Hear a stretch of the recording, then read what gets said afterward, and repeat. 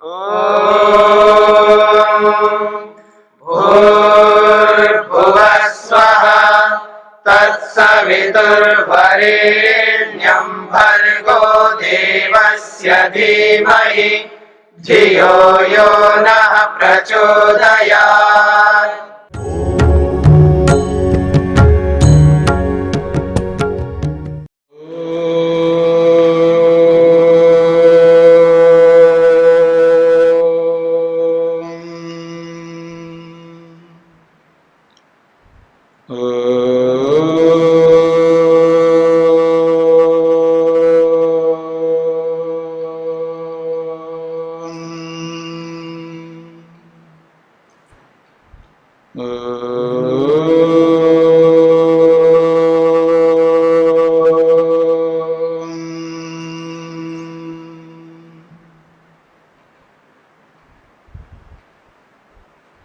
सांख्य दर्शन का 81वां दिन, अध्याय 6, पृष्ठ संख्या 154, सूत्र संख्या 41। प्रसंग चल रहा है प्रकृति का अपना कोई प्रयोजन नहीं है, यानी सृष्टि को उत्पन्न करके स्वयं उसका उपभोग न करने पर भी प्रकृति जो है पुरुष के प्रयोजन के लिए सृष्टि बनाती है।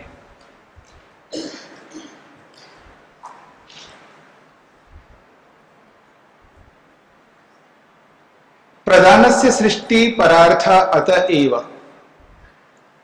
प्रकृति की जो सृष्टि है वो परार्थ है, दूसरे के लिए है, आत्मा के लिए है। इसीलिए कर्म वैचित्र्यात् सृष्टि वैचित्र्यम, दूसरे के लिए ही सृष्टि बनी है, इसलिए सृष्टि में जो विचित्रता है, सृष्टि में जो भिन्नता है, ये कर्मों के कारण से है। कर्मों के विचित्र होने के कारण से ही सृष्टि में विचित्रता है। पुरुषाणाम कर्म वैविध्यात् प्रधानस्य सृष्टि वैविध्यम भवति, पुरुषों के कर्मों के भिन्न भिन्न होने से प्रकृति की सृष्टि में भी भिन्नताएं हैं।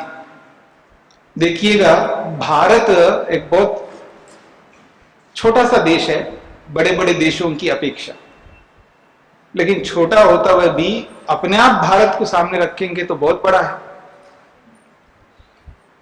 कश्मीर की स्थिति अलग है, राजस्थान की बिल्कुल अलग स्थिति है, गुजरात की तो और ही अलग स्थिति है, महाराष्ट्र की अलग स्थिति है, हर प्रांत की अलग अलग स्थिति है। आप देखिएगा सृष्टि की जो विचित्रता है ना, जो कश्मीर में होता है वो राजस्थान में नहीं हो सकता, और जो राजस्थान में होता है वो कश्मीर में नहीं होता। जो पहाड़ों में होता है वो मैदान के प्रांतों में नहीं होता, जो मैदान के प्रांतों में होता है वो पहाड़ों के उसमें नहीं होता है। यानी विचित्रता देखिएगा, पहाड़ों की भी विचित्रता देखिएगा, पानी की विचित्रता देखिएगा, धरती की विचित्रता देखिएगा। ये सबके सब जितनी भी विचित्रताएं हैं, जितनी भी विविधता हैं, ये सब कर्म वैविध्या, कर्मों की भिन्नता के कारण से। ऐसा नहीं है कि आपका जन्म राजस्थान में हुआ है तो इसके पीछे कोई कारण नहीं है, बिल्कुल कारण है। किसी का जन्म कश्मीर में हुआ है, किसी का राजस्थान में हुआ है, किसी का जन्म नॉर्थ में हुआ है, किसी का साउथ में हुआ है। इन सब के पीछे कर्म कारण है। इसलिए कह रहे हैं कर्मों की विचित्रता के कारण से सृष्टि में विचित्रता है। विभिन्न प्रकार के कर्म हम करते हैं, इतने प्रकार के कर्म करते हैं जिनको हम गिन नहीं सकते। प्रातःकाल उठने से लेकर के रात्रि में सोने तक न जाने कितने प्रकार के कर्म कर डालते हैं हम लोग, क्योंकि कर्म करने की स्वतंत्रता मनुष्य शरीर में ही। इसलिए हम ऐसे ऐसे कर्म करते हैं जो कुत्ते के कर्म हैं, गधे के कर्म हैं, सुअर के कर्म हैं, चींटी के कर्म हैं, सांप के कर्म हैं। कौन सा कर्म हम नहीं करते बताइए? कोई ऐसा कर्म नहीं है जिस कर्म को मनुष्य नहीं करता हो। पर हमें ये पता नहीं है ये कौन सा कर्म बना रहा हूं मैं। हमें ये पता नहीं है कि मैं कौन सा कर्म बना रहा हूं। मैं ऐसा बोल करके कौन सा कर्म बना रहा हूं आदमी को पता नहीं, इसलिए ऐसा बोलता आदमी। जो व्यवहार करता है दूसरों के साथ उसको ये पता नहीं ऐसा व्यवहार करके मैं कौन सा कर्म बना रहा हूं, ऐसा विचार करके मन में कौन सा कर्म बना रहा हूं, ऐसा शरीर से क्रियाएं करके मैं कौन से कर्म बना रहा हूं, ये आदमी को पता नहीं है। लेकिन धड़ाधड़ बनते जा रहे, कुत्ते के, गधे के, सुअर के, कीड़े के, पता नहीं सांप के, बस कर्म बनते जा रहे हमारे। विभिन्न प्रकार की योनियों में जो आज हैं वो इन्हीं कर्मों के बदौलत है जो हम इस मनुष्य शरीर में रह करके करते जा रहे हैं। जब किसी को बोला जाता है ऐसा मत बोलो, थोड़ा सा अपने आप को शांत रखो, थोड़ा धैर्य रखो, नहीं रखता ही नहीं धैर्य, मत रखो। अब वो धैर्य ना रख करके जो कर्म करता जा रहा है वो कर्म जो है किस योनि के बन रहे हैं उसको पता ही नहीं। तो इसलिए कहा कर्म वैचित्र्या, कर्मों की इतनी विचित्रता, हमारी इतनी विचित्रता है, आदमी एक ही वस्तु को देख रहे हैं, एक वस्तु हमारे सामने, उसको 10 आदमी देख रहे हैं तो 10 प्रकार से देखेंगे। कोई राग से देखेगा, कोई द्वेष से देखेगा, कोई उदासीनता होकर के देखेगा, ठीक है ना, कोई लोभ से देखेगा, कोई काम से देखेगा, कोई ईर्ष्या से देखेगा, कोई अहंकार से देखेगा, कितने प्रकार से देखेंगे। एक आदमी को हम जितने भी बैठे हैं यहां पर, हम सब देखेंगे ना उसको, तो उतने प्रकारों से देखेंगे, उतने प्रकार के कर्म बन रहे हैं। योगी अलग ढंग से देखता है, डॉक्टर अलग ढंग से देखता है, साधारण आदमी अलग ढंग से देखता है, पैसे वाला अलग ढंग से देखता है, रूपवान अलग ढंग से देखता है, बलवान अलग ढंग से देखता है।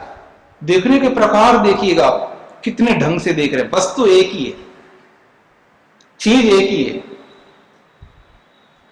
रूपवान देखता है तो अलग दृष्टि से देखता है, बलवान देखता है तो अलग दृष्टि से देखता है, योगी देखता है तो अलग दृष्टि से देखता है, डॉक्टर देखता है तो अलग दृष्टि से देखता है, धनवान देखता है तो अलग दृष्टि से देखता है, गरीब देखता है तो अलग दृष्टि से देखता है, पद प्रतिष्ठा वाला देखता है तो अलग दृष्टि से देखता, मेरे जैसा बाबा साधु देखता है तो अलग दृष्टि से देखता, हाँ, ब्रह्मचारी देखता है तो अलग दृष्टि से देखेगा, गृहस्थी देखता है तो अलग दृष्टि से देखेगा। अब देखिएगा, विद्वान देखता है तो अलग दृष्टि से देखता है। ये सब की दृष्टियां अलग हो रही हैं, यानी इतने प्रकार के कर्म कर रहे हैं हम लोग। ये है कर्म वैचित्र्य, कर्मों की विचित्रता देखिएगा। और दुनिया में जितने आदमी हैं उतने प्रकार से कर्म करते हैं हम लोग। आप सोचिएगा कितने कर्म बन रहे हैं हमारे। और वो जो कर्म बन रहे हैं ना, वो किसके बन रहे हैं? कुत्ते के, गधे के, सुअर के, सांप के, बिच्छू के, मच्छर के, मक्खी के, पता नहीं कौन कौन से कैसे कर्म बन रहे हैं हमारे अपने अपने हाथों से हम कर्म बना रहे हैं, हमें पता ही नहीं लग रहा है। हमें कहां सोचते हैं कि मैं जो कर्म कर रहा हूं, मैं किसी के साथ बोल रहा हूं, बात कर रहा हूं, कुछ ले रहा हूं, दे रहा हूं, मैं क्या कर्म कर रहा हूं, इस कर्म का परिणाम क्या निकलेगा, इस कर्म से मैं कुत्ता तो नहीं बनूंगा, गधा तो नहीं बनूंगा, सुअर तो नहीं बनूंगा, सांप बिच्छू तो नहीं बनूंगा। आप रॉकेट लेकर के मारते रहते हो ना मच्छरों को, याद रखना नंबर आने वाला है तो कहने का मतलब यह है कि हम कैसे कर्म करते जा रहे हैं हमें पता ही नहीं है। यही कहना चाह रहे, कर्म वैचित्र्य, इतने प्रकार के कर्म हम करते जा रहे हैं, इसलिए सृष्टि में ये भिन्नताएं। अब देखिए, कोई आदमी इतना लंबा, कोई इतना नाटा, कर्म वैचित्र्य, कर्मों में भिन्नता है। कोई बिल्कुल एकदम कश्मीरी आदमी देखो आप, एकदम गोरा। स्वामी जी, अब तो मक्खी मच्छर मारने के लिए वो मशीन जो है, बैट बॉल होता है, उस तरह की वो पट पट मारते रहते हैं। तो यही तो मैं कह रहा हूं। ओ जी स्वामी जी, अभी जो दिखाई दे रहा है कि कर्मों की विचित्रता के कारण ही हमारा जन्म होता है, लेकिन जब प्रथमतः सृष्टि का निर्माण हुआ तो तब तो किसी के तब भी क्या कर्मों के अनुसार जन्म हुआ था? तो यही तो हम बता रहे थे पीछे, क्या आपने सुना है?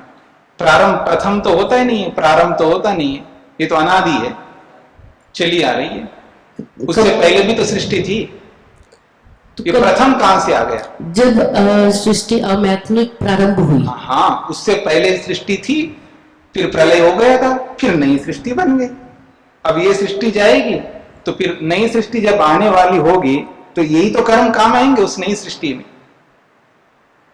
अमैथनिक सृष्टि में भी कर्मों के अनुसार जन्म मिलेगा। नहीं, जब सृष्टि बनेगी ना, उस सृष्टि से पहले तो थी होगी ना। जैसे हम लोग इस सृष्टि में हैं और कल प्रलय हो जाए मान करके चलिए, अब नई सृष्टि बनेगी, तो नई सृष्टि जब बनेगी तो अमेतिन सृष्टि प्रारंभ होगी ना। ठीक है, तो यही कर्म काम आएंगे ना वहां पर। अब हमारे में जो सबसे बेहतर होगा, हमारे में जो जो दूध का धुला हुआ होगा, वो अमेतुनी सृष्टि में पैदा होगा। लेकिन उनकी जो जन्म की प्रक्रिया है वो तो सबकी समान है, लेकिन कर्म तो हमारे अलग अलग हैं।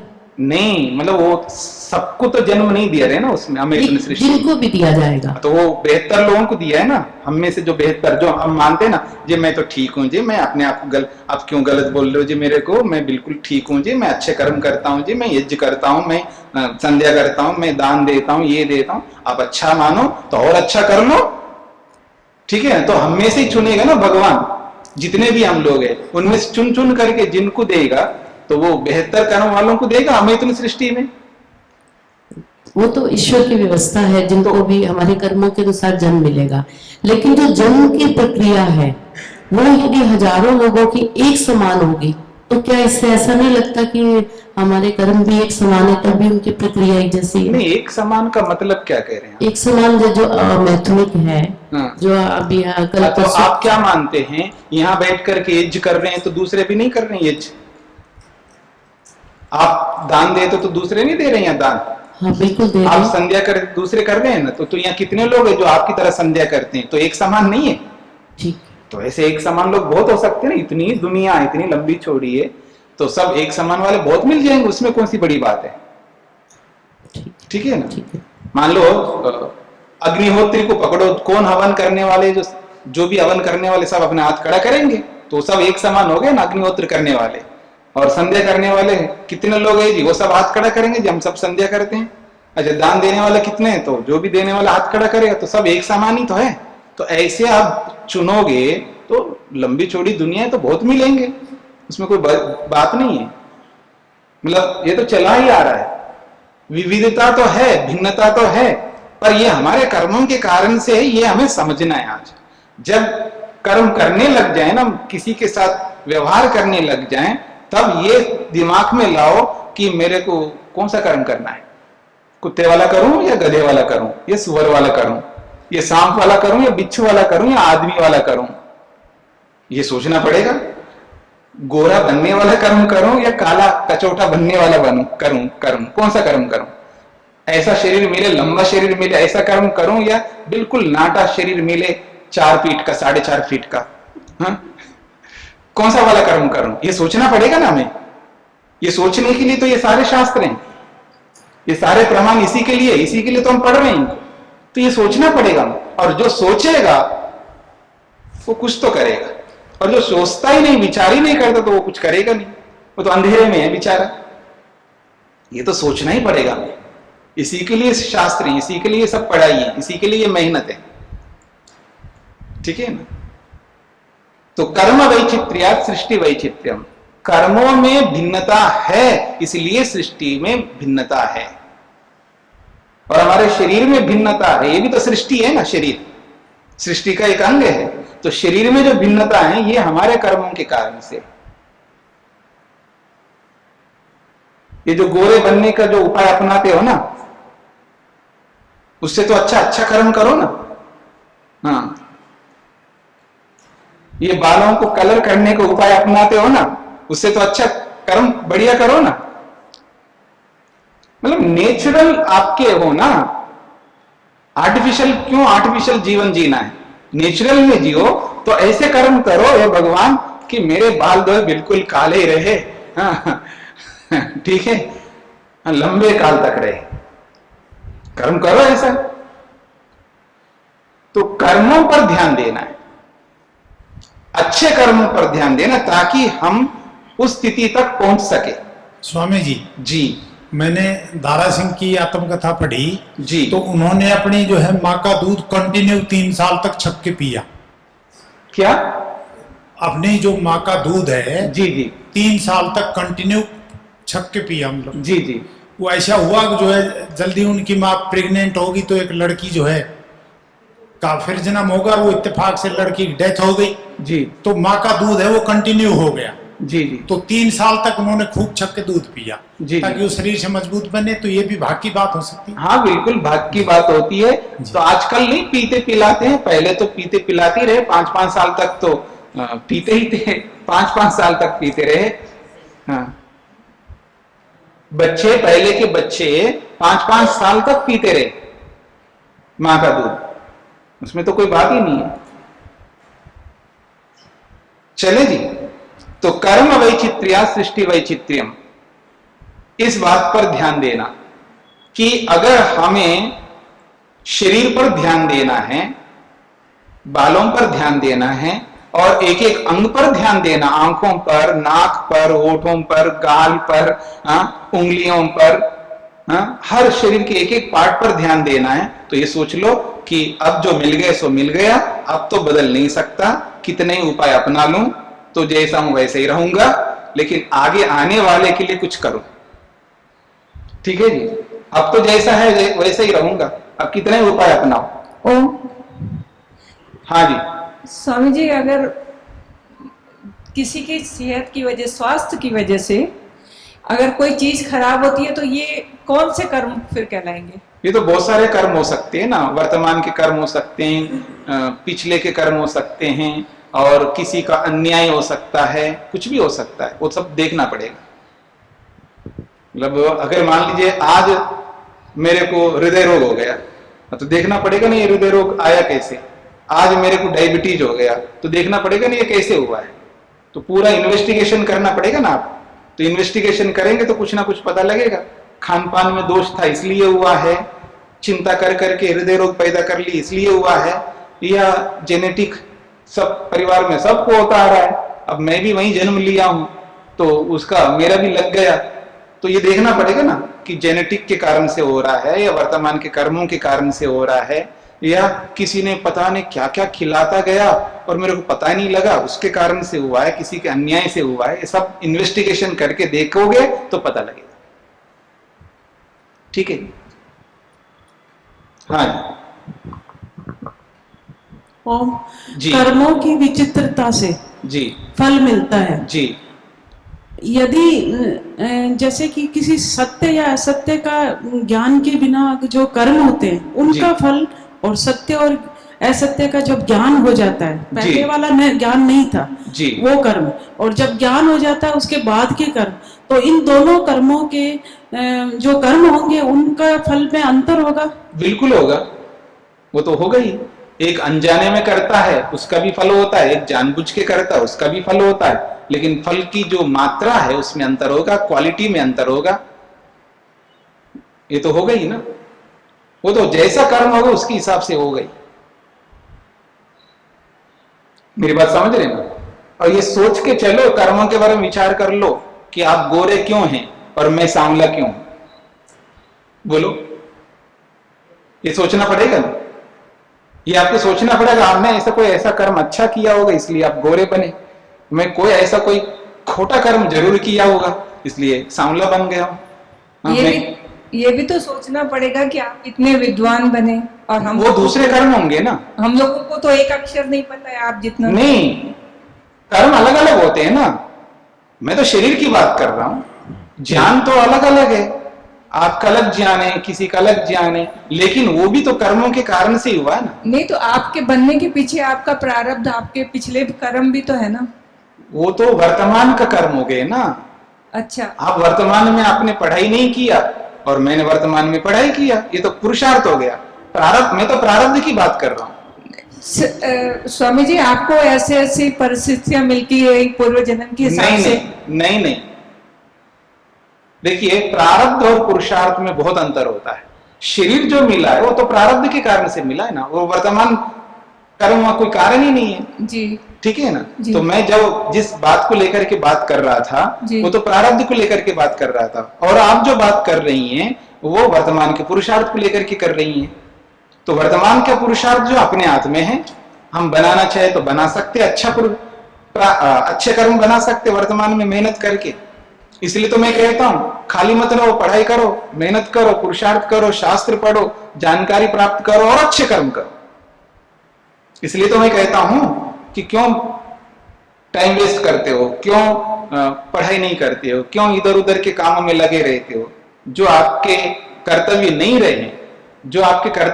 रहे उनको तो त्याग कर दो, और जो आपका कर्तव्य जो करना चाहिए, जो जरूरत है आपके लिए, वो करो।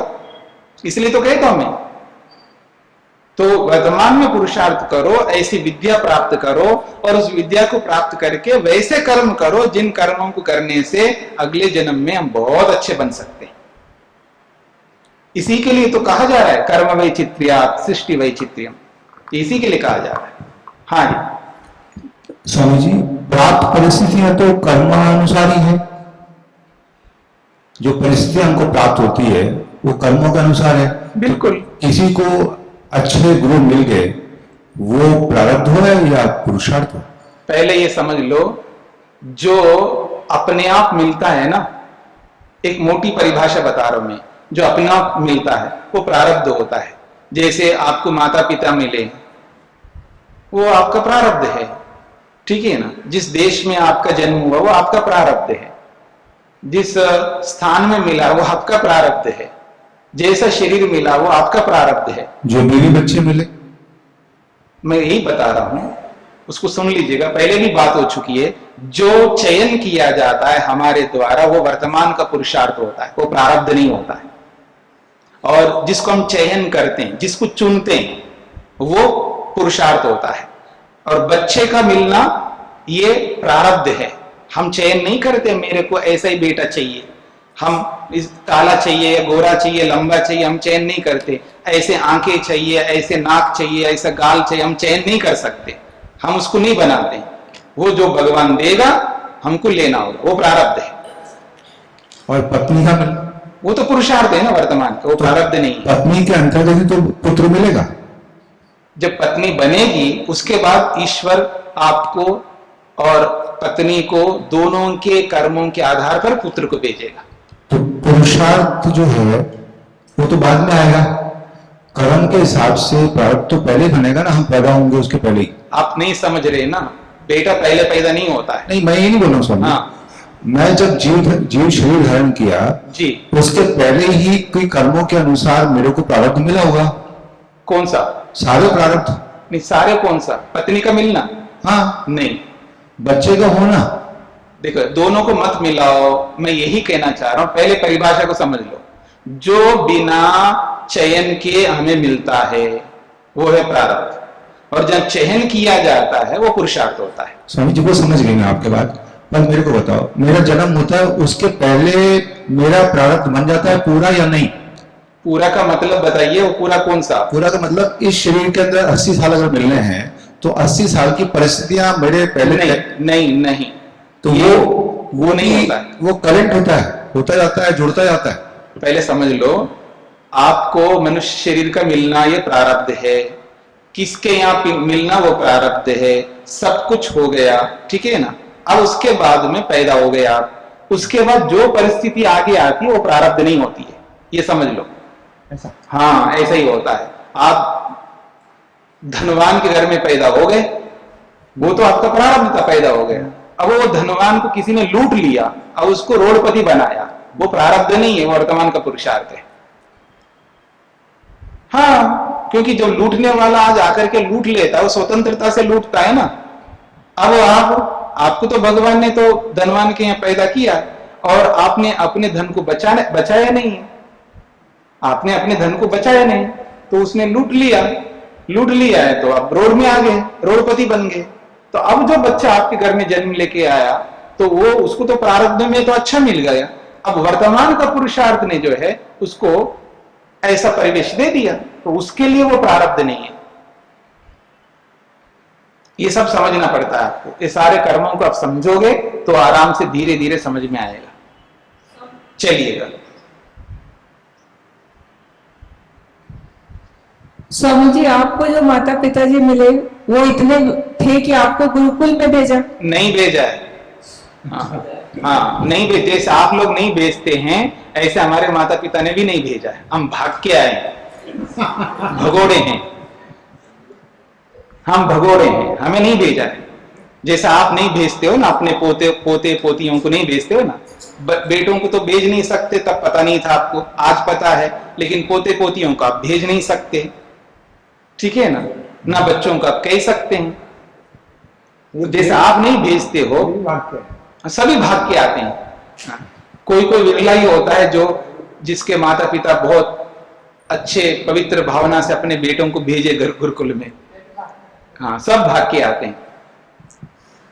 आजकल कोई भेजना नहीं चाहता। ओम स्वामी जी, जैसे हम आर्य समाजी परिवार में आए, दो बहन है, एक बहन गई वहां तो पाखंड सारा है और मैं आ गई आर्य समाजी परिवार में। तो ये क्या था, मेरा पुरुषार्थ या प्रारब्ध? ये तो पुरुषार्थ है ना वर्तमान का।